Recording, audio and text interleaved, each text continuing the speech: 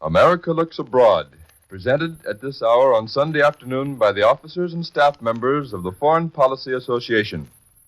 This nonpartisan organization, which is open to all who are interested, offers accurate information on current world events. The President's annual message to Congress, delivered in Washington, focuses attention on the impact of wars abroad, and the Foreign Policy Association today presents the director of its Washington bureau, William T. Stone, who speaks from the NBC studios in the nation's capital.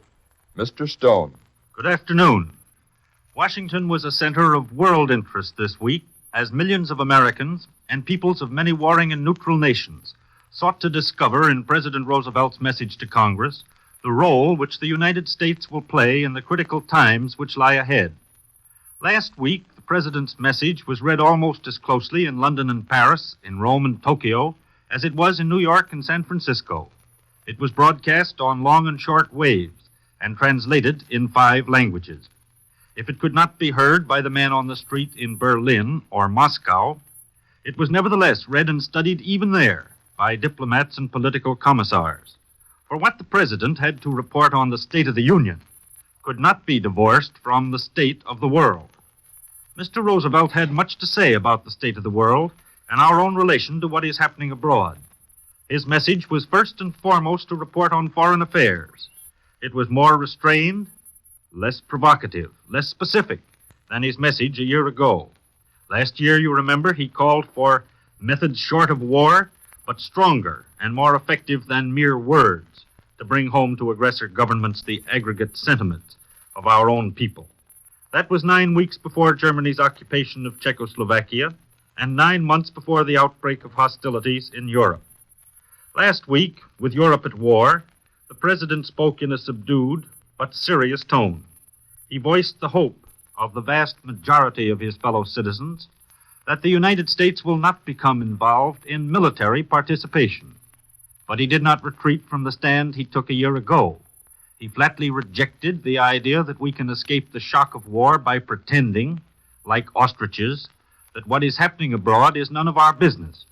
He insisted that it is our business, that our own domestic welfare, our destiny, and the destiny of our children is tied up with the future of Western civilization. Mr. Roosevelt found it unnecessary to name any country, but his meaning was perfectly clear. We need only look abroad, he said, to see the possibilities for our children if the rest of the world comes to be dominated by force alone.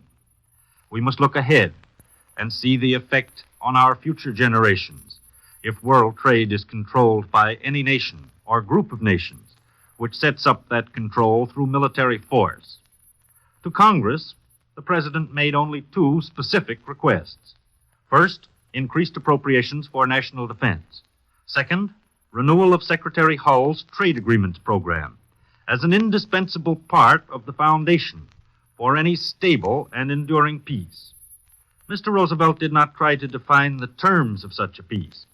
He did not say when it might be possible to consider a peace settlement, and he made no attempt to give a direct answer to a host of questions which might be asked about the course of the United States in the period which lies immediately ahead.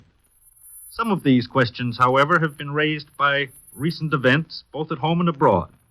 For example, does the appointment of Myron C. Taylor as the President's personal representative at the Vatican mean that the administration expects a new peace offensive in the near future? Would the United States be prepared to join with the Pope or other neutral countries in making an offer of mediation now, before the war is intensified? If the time is not yet ripe, what are the conditions under which we might be prepared to act? Are we committed to an Allied victory, or do we see any prospect of a negotiated settlement on the basis of a military stalemate? Finally, what would be our policy if the war should spread to other fronts, or if Great Britain and France should seem to be in danger of defeat?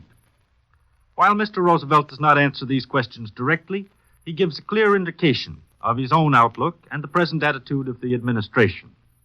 He does not appear to think that the time is ripe for a successful peace move. He gives little encouragement to the small European neutrals who fear that if the war cannot be stopped before next summer, they will lose their independence and be swallowed up by their powerful neighbors. He He gives no evidence that the administration would support the idea of Prime Minister de Valera of Ireland, who has urged the belligerents to hold a peace conference now rather than after a long war, which would end in an atmosphere of fury and resentment, of hate and fear. To most Washington observers and foreign diplomats, the President's message to Congress confirms the impression of earlier statements, namely, that the administration will not at this moment initiate any move looking toward negotiations with Hitler, that it will be cool toward peace feelers from Berlin, that it will not encourage other countries to approach the present German or Russian governments. Any of these moves, in the President's opinion, would merely play into the hands of those nations which seek to rule the world by force. It might lead to a temporary truce, but it would fail to provide a sound basis for a stable and lasting peace. If peace negotiations are not considered possible now, what, then, are the immediate prospects? Lord Lothian, the British ambassador to the United States, gave an important clue to British opinion on this question in a speech delivered in Chicago last Thursday. He said that the real key to the struggle between Germany and the Allies is not territory, but sea power. He believed that Germany would probably throw all of her forces into a terrific attack by land, sea, and air early in the spring, aimed primarily at British sea power. Explaining this thesis, the British ambassador said, I quote, "If Germany can defeat England either by direct attack on her naval and sea communications or on France through Belgium or the Maginot Line, and compel us to surrender our fleet, or a large part of it, and the naval bases whereby fleets may travel all over the globe, Germany will then be on top of the world. The opposition to her in Europe will disappear. Most of the other nations will hasten to get on her bandwagon, and she will be able to dictate the basis on which world politics will be conducted." I continue to quote, "We feel," Lord Lothian continued, "that the only foundation for a stable and liberal world will be the control of the seas on agreed principles by the democracies." This may be regarded, in some quarters, as British propaganda. However, it undoubtedly represents an accurate statement of informed British opinion today. It also represents a view which is shared by many, if not most, of President Roosevelt's foreign policy advisors here in Washington. For administration advisors believe that if British sea power should be destroyed, the United States would be exposed to many dangers in the Western Hemisphere. We would also be forced to assume greater responsibilities in the Far East, and perhaps to maintain a two-ocean navy and a greatly increased standing army and air force. This was the real reason behind the demand for neutrality revision last fall.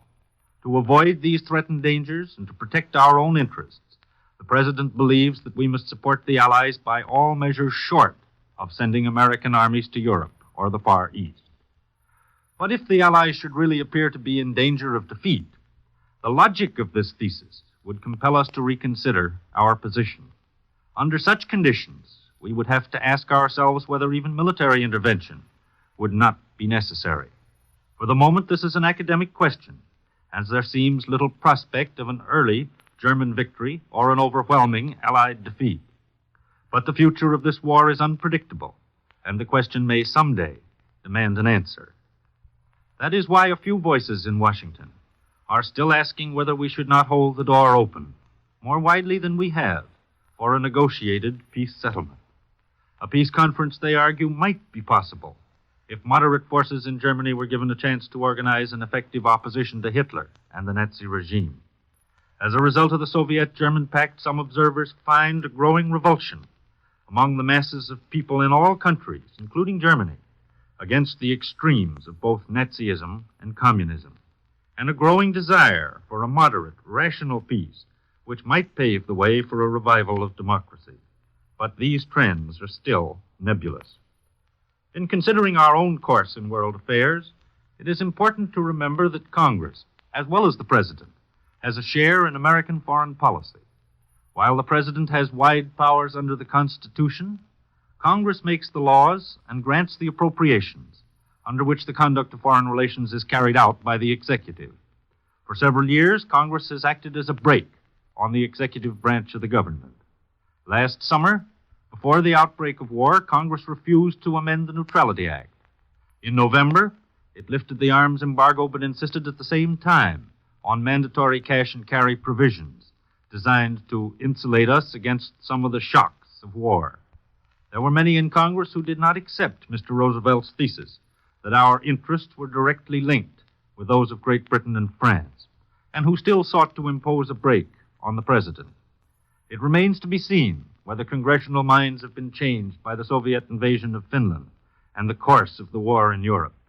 This week, however, there seemed to be little open dissent from the president's statement of foreign policy, except on the request for renewal of the trade agreement program. The Reciprocal Trade Agreements Act expires next June 12, unless it is extended by Congress before that time. Under the present law, Secretary Hull has negotiated agreements with 21 countries, representing about 60% of our total foreign trade. But Mr. Hull and the administration face a determined opposition, which includes not only Republicans, but also a number of Democrats from the western farm states, who claim that the agreements have injured American agriculture. Mr. Hull meets these claims with figures to show that our farmers have not been injured. He points out that most of the products which have been allowed to enter the country do not compete with the crops raised by our own farmers, but are commodities like coffee, rubber, bananas, and other tropical products. Only the other day, negotiations for a trade agreement with Argentina were suspended, partly because the State Department was unwilling to make concessions on Argentine farm products which might perhaps have injured our domestic farmers. But Mr. Hull's strongest argument is the need for retaining a liberal trade policy after the present war. In a recent Chicago speech, Mr. Hull declared that if there is anything certain in this world, it is that after the present hostilities have come to an end, there will be an even more desperate need for vigorous action designed to restore and promote healthy and mutually beneficial trade among nations.